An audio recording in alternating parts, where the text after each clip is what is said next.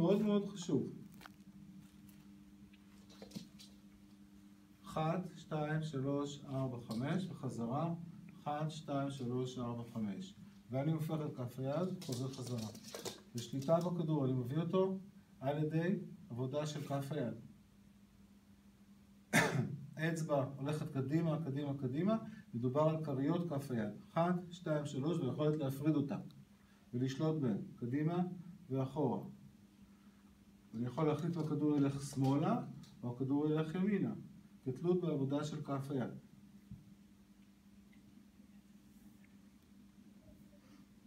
אני מביא אותו פנימה, הוא קצת חלק ולכן הוא בורח.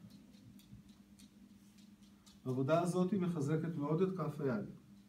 זו בעצם אחת העבודות החשובות ביותר של אנשי טאי צ'י, שמי שעובד באומנויות תנועה פנימיות.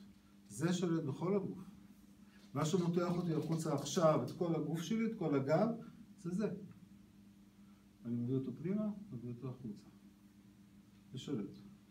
ואותו דבר,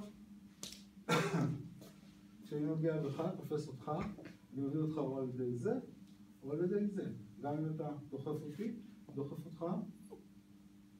1, 2, 3, 4. למשוך, משוך אותך.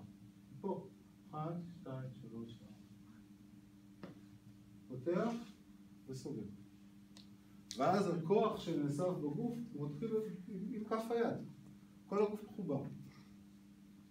בדיוק. אז זו תחנה אחת, נתרגל את זה. נתרגל תכף עוד משהו.